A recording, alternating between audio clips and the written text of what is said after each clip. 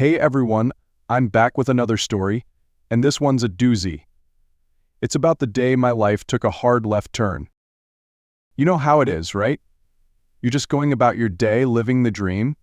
I was at work, doing what I love, and couldn't wait to get home to my amazing family. We played tag with the kids in the backyard, had a delicious dinner, and even watched a ball game together. Simple pleasures, but they filled my heart with warmth.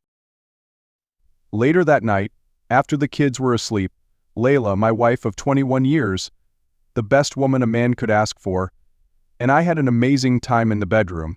We were lost in each other, totally in love. I made her feel good 3 times that night, and then we drifted off to sleep, holding each other close. It was perfect. But I had no idea that would be the last night of our life as we knew it. The next day, just before noon, Layla called. Her voice was shaky, so panicked I could barely understand her. She mumbled something about Henry, our son, the hospital, and kidney failure. Hearing the word hospital made my heart skip a beat. I tried to stay calm, telling her I'd be there in 20 minutes. I explained the situation to my boss, rushed out of the office, and didn't look back. 18 minutes later, I was in the hospital's emergency room, face-to-face with Dr. Michael Firstos. He explained that Henry, our healthy, athletic 14-year-old, was now suffering from stage 3 chronic kidney disease. It was a complete shock, not just for us, but for the doctors too. They couldn't explain how it happened. All they knew was that Henry needed to see a specialist immediately. Layla and I tried to stay strong in front of Henry, but inside we were both terrified. I sat by his bedside, trying to crack jokes to keep him from worrying. Layla stood beside us, her hands trembling, taking deep breaths to hold back her tears. As she looked up from her phone, searching for information about the disease, our eyes met. I knew right then that she understood this was worse than we thought. Our worst fears were confirmed when Dr. Brendan Nicholas, a kidney specialist, arrived 45 minutes later. He explained that Henry needed a kidney transplant, and soon, if he was going to survive his teenage years. Dialysis could keep him alive, but a transplant was the only long-term solution. Henry, with his usual strength, burst into tears when he heard the news. Layla couldn't hold back either, and neither could I. The pain of knowing our 14-year-old had to face life and death this way was unbearable. Finding a matching donor became our top priority. Dr. Nicholas said the best hope was a family member. But after testing everyone, me, Layla, and even both sets of grandparents, no one was a match. It was a crushing blow.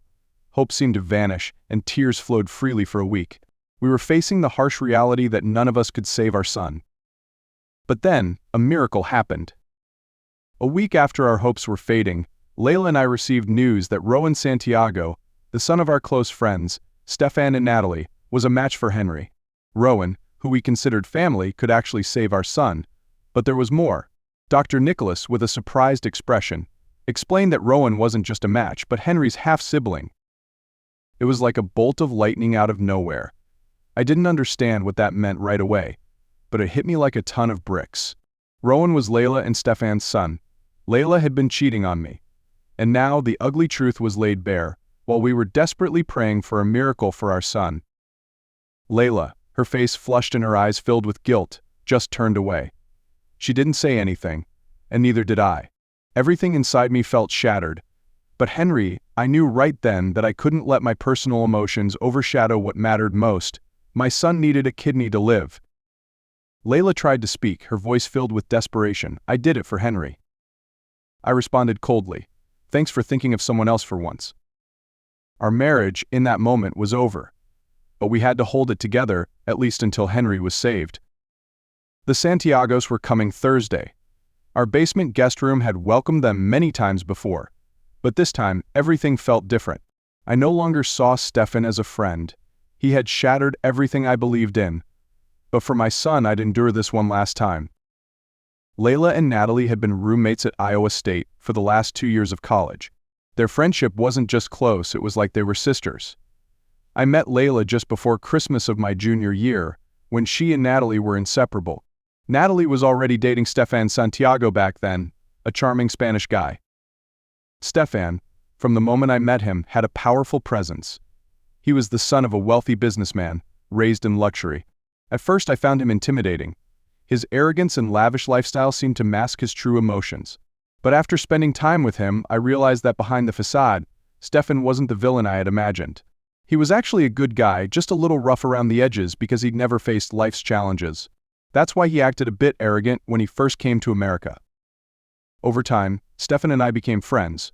Our connection was mostly through Layla and Natalie. Those two girls seemed like more than just best friends. They had a special relationship that made people whisper about them. There were even rumors that Natalie and Layla were more than friends, but I never saw anything to make me believe it. After graduation, Natalie and Stefan got married, a beautiful and heartwarming ceremony. Layla was the maid of honor, and I was there as a guest. 6 months later, we got married, and this time Natalie was Layla's maid of honor, and Stefan was a guest. We thought our lives would be smooth sailing, but none of us knew the real storms were just ahead. Our world shifted dramatically when Henry, our son, developed chronic kidney failure. Every day, taking care of him became a relentless battle. The dialysis treatments, doctor appointments, and sleepless nights took their toll on our family. For a 14-year-old, facing the fear of death isn't easy. And each time I saw him in pain, my heart broke. Layla was hurting too, I knew that. She loved our son and his pain was her pain. But amidst all that pain, there was something else that haunted me, Layla's betrayal. Every time I thought about it, it felt like a knife to the heart. Henry's illness was the punch, but Layla's affair with Stefan was the kick to the gut. In the days that followed, Layla and I were rarely alone. When we were, it was a heavy silence that filled the space as our daughter, Jendi or Jessica, as we called her, was always home. That kept us from having a real conversation about what happened. We'd just lie in bed, separated, each lost in our own thoughts.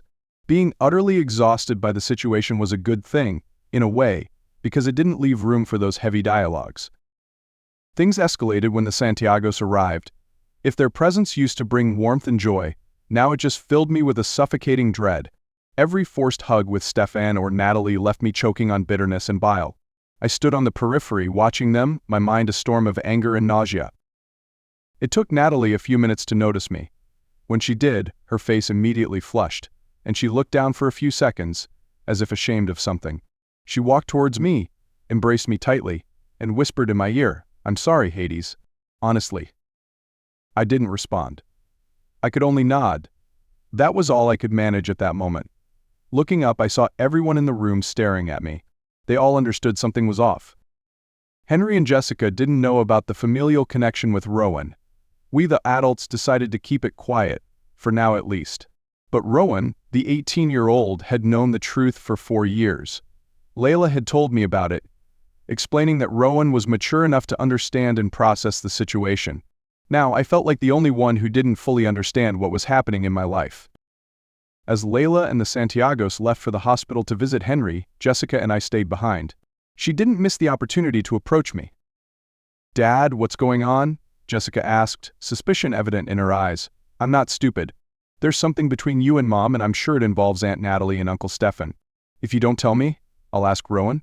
I know he'll tell me everything." I looked at her, knowing there was no point in hiding anything. She was a smart girl, and in this situation I understood it was best to be honest. She needed to know somehow, but at least from me, not someone else. So I told her everything I knew. Layla had cheated on me with Stefan while I was deployed. They had a son, Rowan, who Jessica and Henry didn't know was their half-sibling. Jessica's jaw dropped, her eyes wide with shock. "Wow, wait. You didn't know until Henry got sick. That's why you've been glaring at Mom all week." I nodded, feeling my face flush. But before I could respond, Jessica continued, "So you didn't know Mom was in the bedroom with Aunt Natalie and Uncle Stefan when we lived with them in Spain, right? They did it all the time, until I was about 12. Mom always said it was because she and Aunt Natalie were like sisters, and you knew about it." I couldn't believe my ears. My mouth gaped open, speechless. I had never known about this. My stomach churned, a mix of pain and anger swelling inside. I let out a shaky sigh. Damn. Jessica looked at me, her eyes filled with concern. "What are you going to do next, Dad?" I responded, my voice calmer now. "Nothing right now. We need to get through Henry's surgery first. Then we'll figure things out in detail." She nodded in agreement. "I won't say anything to anyone until you're ready." I smiled at Jessica, grateful for her silent support. But inside I knew the storm wasn't over yet. I'll admit, I became very quiet around my wife and the Santiagos. The air between us was heavy with unspoken tension, a ticking bomb waiting to explode. Layla, Natalie, and Stefan whispered amongst themselves, their eyes darting towards me, as if they knew something I didn't. It felt awful, being cut off from my own life. That Friday night, after the Santiagos had returned home, Rowan pulled me aside. He looked tense, his worry evident in his eyes. "Uncle Hades, can we talk?" "It's really important," Rowan said, his voice low. I looked at Rowan, the boy who had just saved my son, Henry, from death. This kid was a savior for my family, but he was also a part of the betrayal I couldn't process. "How could I refuse you, Rowan? You saved my son, and you're also his half-brother," I said softly, meeting his mother's eyes. We walked outside, taking a quiet stroll through the neighborhood. The dim streetlights cast a somber glow, reflecting the darkness in my mind. "Hey, Uncle Hades, I know all this is terrible and awkward," Rowan began, breaking the silence. "I'm glad I could help Henry.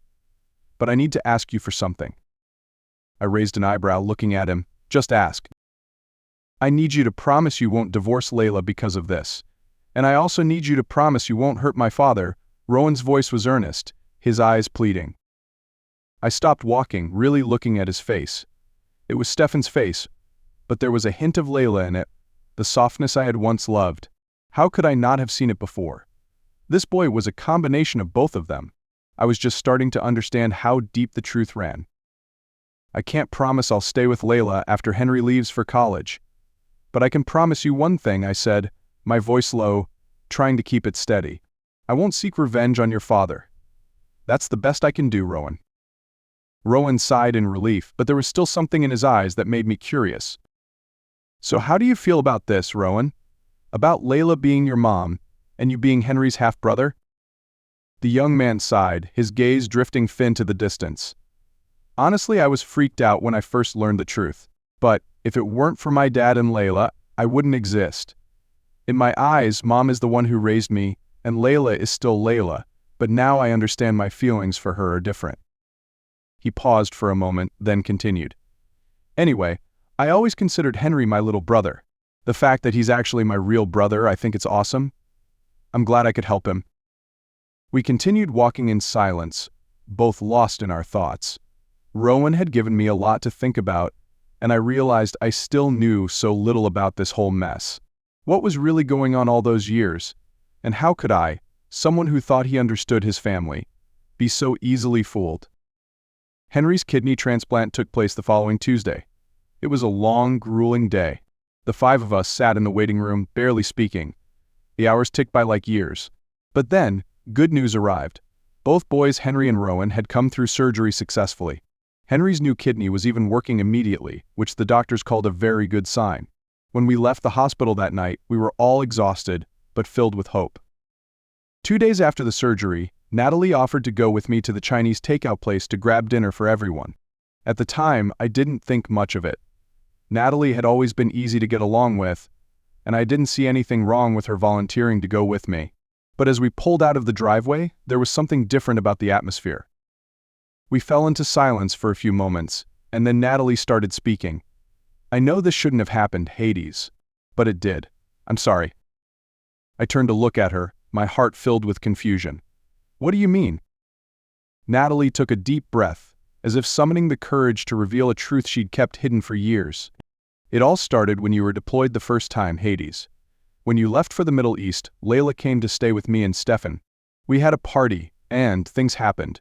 We slept together, me, Layla, and Stefan." Her confession hit me like a slap in the face. I was speechless, unable to believe what I had just heard. But she kept going, not stopping. "But that was just the beginning, Hades. After that night, I came up with the stupidest idea of my life. I couldn't have children, and I desperately wanted a baby. So I asked Layla to get pregnant with Stefan and have a baby for me. The perfect plan. I'd adopt the baby, and you'd never know." She paused, her eyes red and watery as she looked at me. "And it all went according to plan. Layla gave birth to Rowan, and when you came back after 18 months, we just said she'd gained weight from eating poorly. You believed the lie.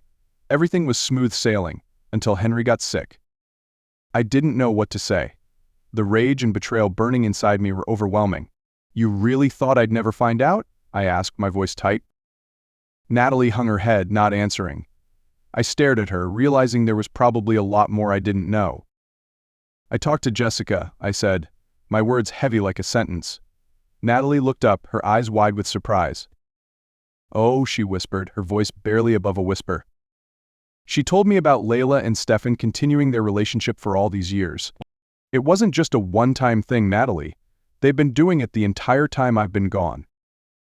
Natalie nodded, tears brimming in her eyes. It's true, Hades. They became lovers. I couldn't stop them. But I had a son, and I loved Stefan, I loved Layla. I chose to accept the situation rather than lose them. I felt like I was stuck in a nightmare with no escape. You think that was good for all of us? You think I benefited from this deal? I asked angrily. Hades, don't be mad. Everyone benefited. I got a son, and you got a new kidney for Henry. We all got something good, Natalie responded, but her voice was weak, as if she didn't even believe what she was saying.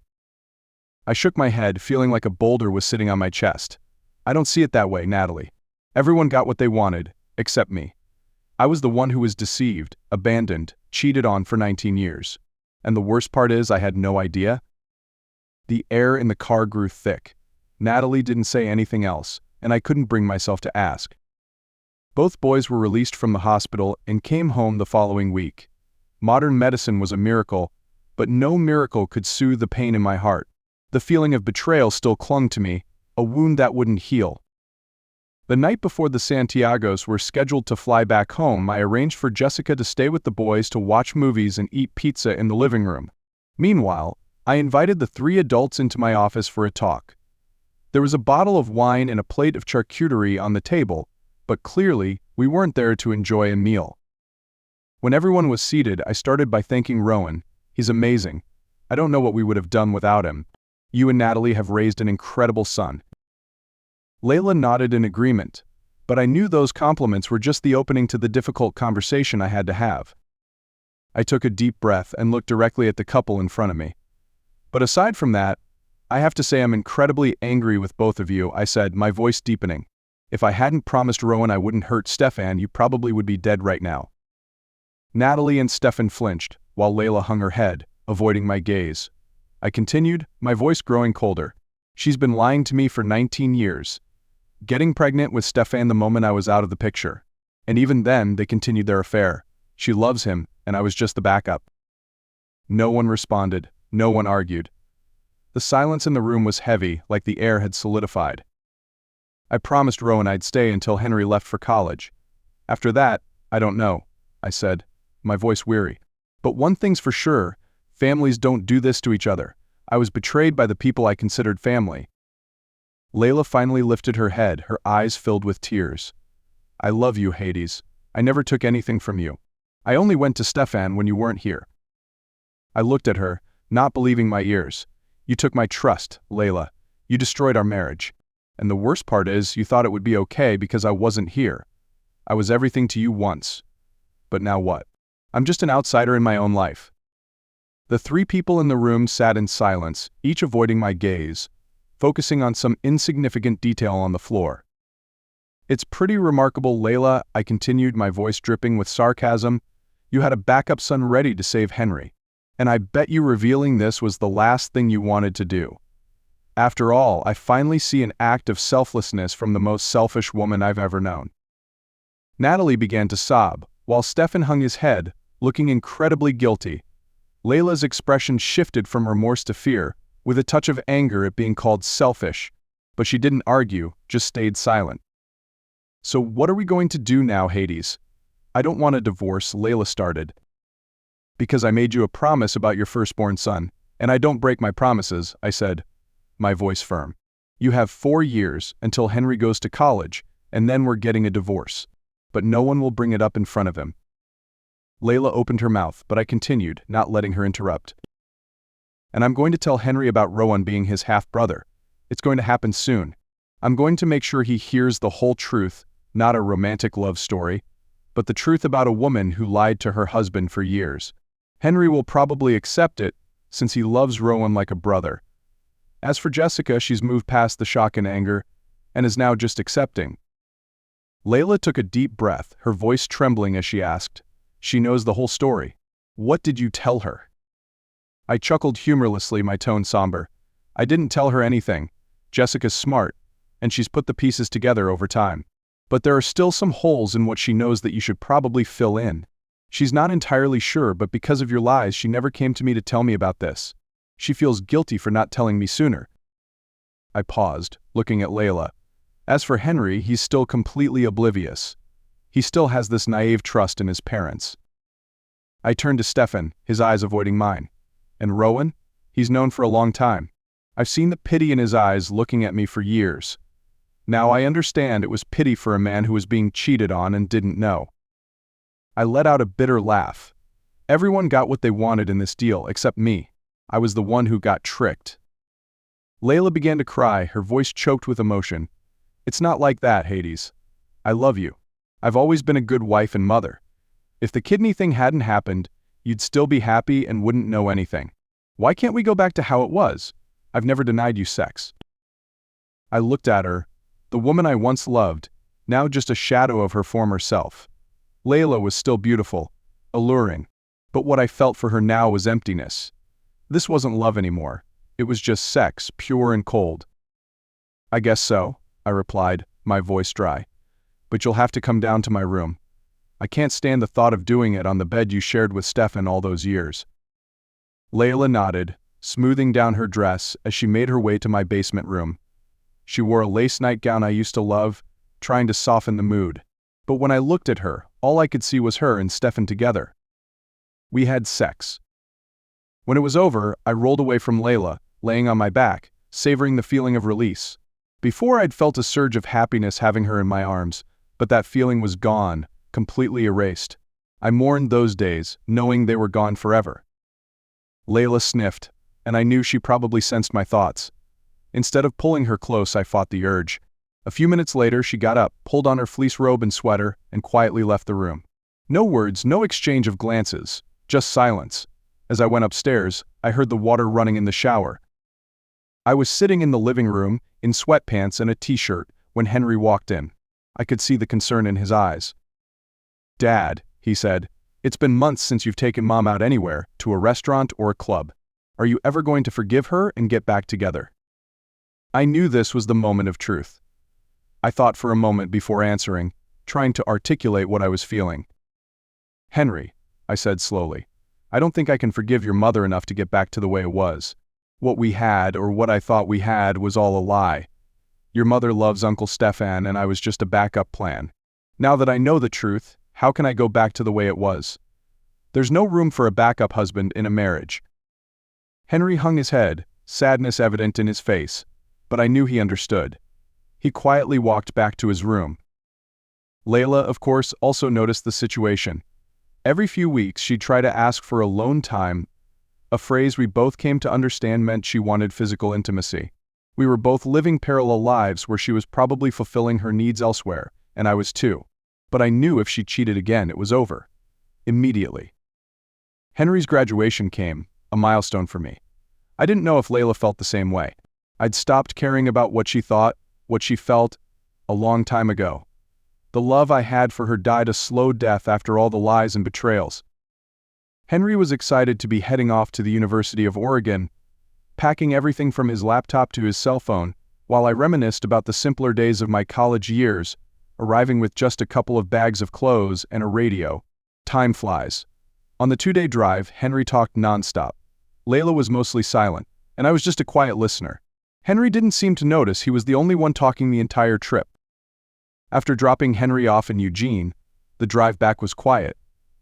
I drove for 12 hours while Layla navigated and controlled the music. Michael Bolton was on repeat, and if I had to hear another one of his ballads, I wasn't sure I could take it. I knew Layla was sad to have both her children out of the house. After all, I knew she was a good mom, and she loved her children more than anything. But I was too tired to care about her feelings. The love she had for me was gone a long time ago. As soon as we pulled into the driveway, Layla received a letter from the mail carrier. She held it like it was toxic, bursting into tears and running inside. I stood there, feeling emptier than ever. At some point, I realized it was over. I had kept my promise to Rowan, stay until Henry went to college. But now it was finished. I was sitting in my basement when I heard a knock at the door. "Do you hate me now, Hades?" Layla asked softly. "Did I ruin everything?" "Yes, you ruined everything," I replied. "But I don't hate you, Layla. I just don't care about you anymore." She was silent, her eyes brimming with tears. "But we had good times for years. Before you found out," she tried to justify. "Good times," I scoffed. "It was all a lie. The moment you moved in with Natalie and Stefan, it was over. You loved Stefan, and I was just the second choice. You lied to me for 18 years, taking away the life I should have had to find a woman who actually loved me."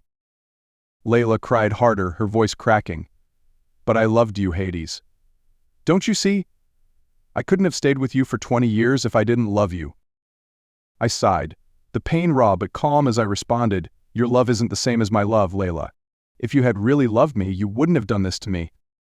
We were over, and that was an immutable truth. My life after the divorce had a strange new piece. What I'd assumed about Layla, that she would move to Spain to live with Stefan after things ended between us, was confirmed by my children. While there were still memories of friendship, I didn't mourn the life I thought I had, because I never truly lived it.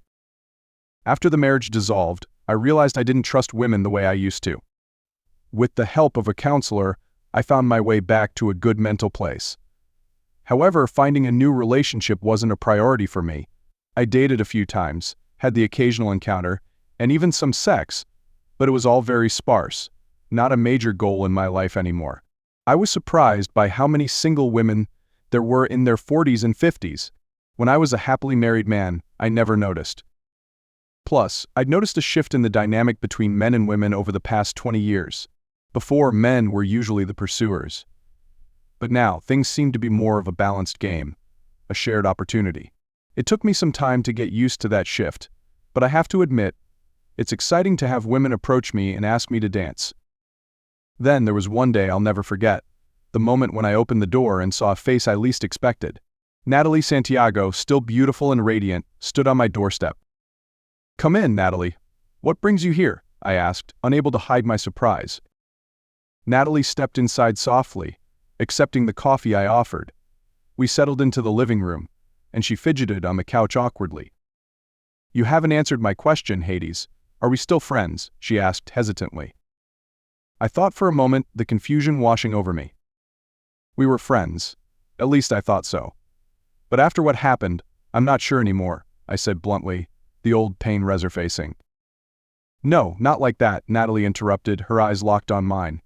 "I always considered you a friend, Hades. I was just selfish and stupid." Natalie explained that she never considered the consequences of her actions, simply trusting Layla and Stefan. She confessed that Layla was the one she considered a sister, and she never saw this coming. She talked about being swept up in the whole thing, never thinking of the pain I'd endure. "I'm tired of being the woman behind Stefan," Natalie sighed. "Now I understand how you feel. God, I was so stupid." "It hurts, doesn't it?" I asked, unable to suppress a flicker of schadenfreude. She hung her head, not answering. It seemed someone was finally truly remorseful. "We can be friends again, somehow," I said after a moment of silence. "Friends who have shared experiences." We talked for a long time that night, transitioning from coffee to a bottle of Pinot Grigio. When she was about to leave, I surprised myself by offering her a stay in the guest room. She agreed. The second weekend Natalie was staying, we went out for dinner, and then to a bar for drinks and dessert. Initially, it was just two old friends catching up, but something shifted along the way. She wore a deep blue dress, striking and confident. I didn't mean to, but I was surprised to find myself intensely drawn to her. Natalie seemed to sense it and gently took my hand. We held hands the rest of the night. On the way home, just a block from my house, Natalie turned to look at me, her voice low and alluring. "This doesn't mean anything, Hades. You're a handsome single man, and I'm in an open marriage. We're adults, and we both consent." I didn't say anything, just smiled. It felt natural and easy. As soon as we reached the house, clothes began to fall to the floor, one piece at a time, like in a romantic movie. Natalie pulled me toward the bedroom, and I realized she was a world-class kisser. That night, it felt as if we had been lovers for years, not old friends. We both knew this wouldn't last forever, but in that moment, we were both relishing a connection that had been missing for so long. We made love again that night, and continued into the morning. We showered together afterwards, enjoying the feeling of caring for and cleaning each other, a closeness I hadn't felt in a long time. After showering, we went out for breakfast at IHOP, both of us enjoying the meal in comfort and relaxation. The rest of the day we spent on the living room couch, just watching TV, cuddling and kissing, as if time didn't exist.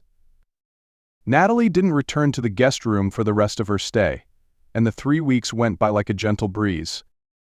I need to go back to Spain, get a divorce from Stefan, and figure out what I want to do with the rest of my life, Natalie said as we sat together for the last time. We had a great time together, but we both know it wasn't a long-term solution for either of us. But you're a great guy, Hades. I'm sorry for being part of your divorce. I sighed, nodding. I didn't force you to do what you did, and at least you're showing remorse. That's more than Layla ever did. Natalie gave me a grateful look. I hope you find someone who truly appreciates you. You deserve it, Hades. After Natalie returned to Spain to end things with Stefan, my life returned to its solitary state. Layla and Stefan had been living together for 5 years, and my kids, Jessica and Henry, had moved to southern Spain to be closer to their mother. While I missed my kids, I was too tired of explaining or apologizing for the divorce. Their resentment toward me no longer bothered me. One Sunday morning, I was awakened at 6 a.m. by the ringing of my phone. Who on earth was calling at this hour? Before I could look at the caller ID, I picked up the phone and snapped. What? This better be an emergency or someone's going to die, I shouted into the phone, still half asleep. Dad? It's me, Henry. Why are you so mad? My son's voice came from the other end of the line, surprised. It's 6 a.m. on a Sunday morning, Henry. Did you forget about time zones? I mumbled. Oh, I guess I did, his voice trailed off. I'll call back later. Don't, Henry, just tell me, what's up? I asked, now more awake.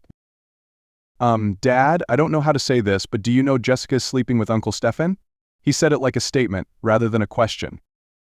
I jolted fully awake like I'd been doused with cold water. What the hell did you just say? I yelled. You heard me. I said Jessica is sleeping with Uncle Stefan. Henry's voice was calmer than mine. How do you know this? I asked, trying to stay calm. Me, Rowan, and Jessica are all staying at Uncle Stefan's place. When it got late, we all went to our own rooms. I was woken up in the middle of the night by a woman screaming an orgasm. But I realized it wasn't Mom, so I got up, went to Jessica's room, and listened. I thought Rowan had done something, but he didn't. It wasn't him. I fell silent for a moment, feeling too shocked to believe it.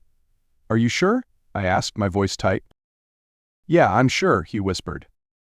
2 days later, I stood on the doorstep of Stefan's house in Spain. The doorbell rang, and the person who answered was none other than Layla. She looked stunned. Hades, what are you doing here? Layla stammered, her face pale. I'm in the area and wanted to see my kids.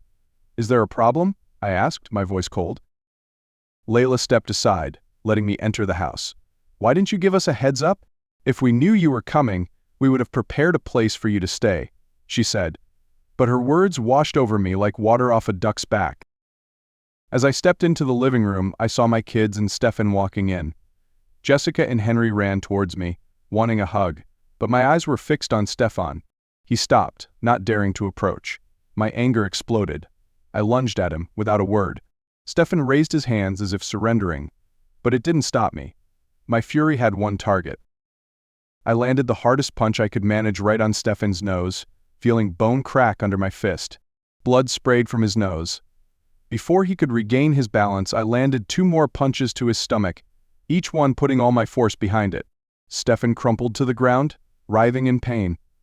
I considered for a moment kicking him in the groin, but decided on a swift kick to his gut, instead of the predictable move.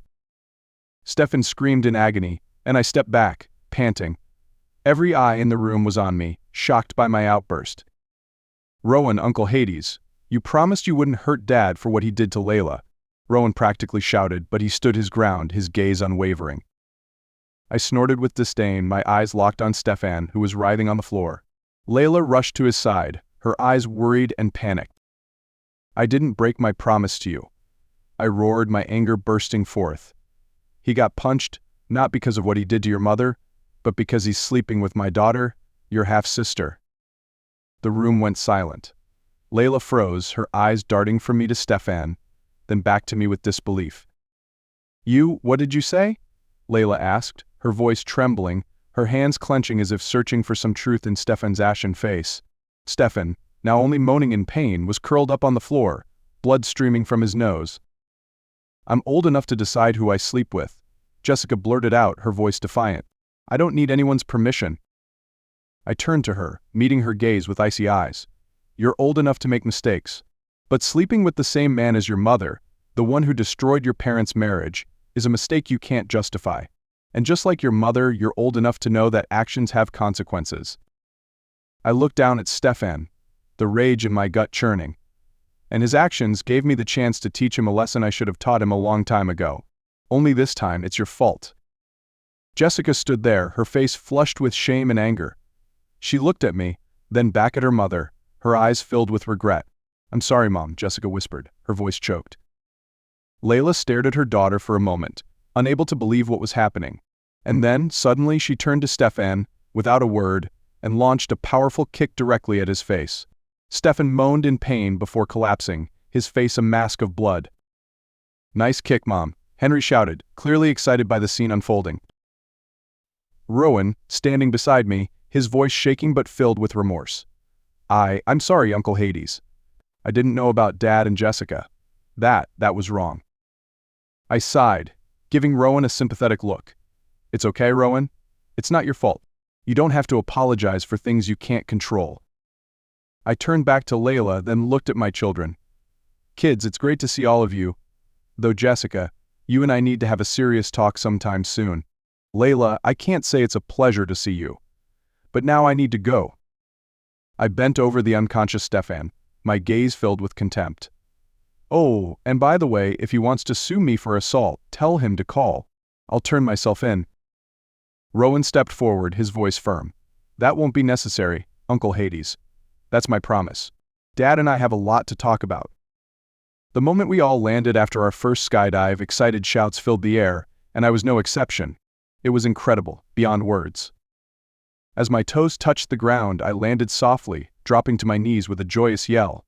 I quickly bounced back up, took a deep breath, and ran to pack up my parachute. My heart was pounding in my chest, way too excited even to look at my Fitbit to check my heart rate. Probably, if I had, I'd have seen numbers that were off the charts. My grin stretched across my face, feeling like my chest was about to explode with joy. Yeah. I shouted again as the skydiving instructor approached, congratulating me and checking for any injuries. "Great jump, Hades," he laughed, clapping me on the shoulder before I walked away from the landing zone. I walked over to the garage area, where some of the others who had landed before me were waiting. I realized I was drenched in sweat, and all the sounds around me seemed clearer and more vivid than ever. Maybe this is the feeling people describe when they have a near-death experience, I thought. Okay, maybe I'm exaggerating a little, but truly this experience was one of the best moments of my life. So much so, I have to admit, it even topped the feeling of marital bliss, even my first time having sex. I could never fully explain what I just went through, only that it was the ultimate feeling of freedom and liberation. I was 51 years old, divorced for a few years, living a fairly quiet, uneventful life. But a recent trip to Spain, more specifically punching Stefan Santiago in the face, reignited something in me. It had rekindled a flame, a feeling I thought was gone forever. The next morning after my return to the States, I jumped out of bed, my spirit soaring. I slipped on my New Balance sneakers and headed outside, starting to run. I'd gotten back into running the year before, but still, I was pretty slow. But that morning, I ran like a true athlete. 7.2 miles is nothing to brag about, but my pace of 7:30 a mile was something to be proud of. I felt like I was back to my strongest self. When I walked into my office, the exhilaration hadn't left me. My manager, Teresa, immediately recognized it. 5 minutes after I walked into the office, she appeared in the doorway, holding a coffee mug and a stack of work papers. "All right, Hades, spill the beans. What did you do all week in Spain? You must have had some steamy romances, right?" She laughed, her eyes gleaming with curiosity. I burst into laughter, feeling lighter than I had in ages. Even better than that, Teresa. I found my mojo again. Who knew a trip to southern Spain could do that? Teresa nodded with a smile, her eyes showing appreciation. "Awesome, Hades. I'm really happy for you. You deserve it." After that trip, I started making changes in my life. I enrolled in a couple of classes at the local university, just for fun. A class on classic rock, and another on Chinese culture. No particular reason, just a desire to learn something new. And then, a crazy idea hit me: skydiving. I'm not sure why I thought of it, especially since I have a terrible fear of heights. But maybe this was my way of challenging myself, of facing the fear I'd carried for years. And so I signed up for a skydiving class, a decision I was pretty sure no one could stop. Jumping from 2,000 feet was truly an unbelievable experience. As I landed, I couldn't stop grinning and shouting with excitement. It was liberation, a rebirth, as if all the baggage of my past was swept away by the wind. After landing, the whole group gathered, sipping Coke and grabbing M's from the vending machine, laughing and teasing each other about our jumps. Then, a girl with golden curly hair walked into the garage, taking off her helmet while beaming. When her blue-violet eyes met mine, my heart skipped a beat for the second time that day. Claudette Abraham, I learned her name later, was unlike anyone I'd ever met. She was small but full of energy, radiating an intense magnetism. I couldn't take my eyes off her as we all sat around a table recounting our skydiving experiences, and I just hoped I was subtle enough not to let it show I was staring. Eventually, Claudette stood up, preparing to leave. Without hesitation, I quickly rose and followed her. That day, I left the airport with not only a memorable experience, but also a date for the following Saturday night. Our first date was at a Chinese restaurant, and Claudette spent the first 10 minutes excitedly telling me about her first skydive. I totally empathized, as it was an experience we shared. Her story was captivating, her eyes sparkling as she recounted the exhilarating feeling. Then, the conversation gradually turned to more personal matters. I told her about my ex-wife and kids, and she shared about her life after the loss of her husband. Claudette had become a widow at 34, after her husband was killed in a drunk driving accident. She'd been raising her 2 children on her own since then. As she finished her story, Claudette fell silent, her eyes glistening, but she resolutely held back the tears.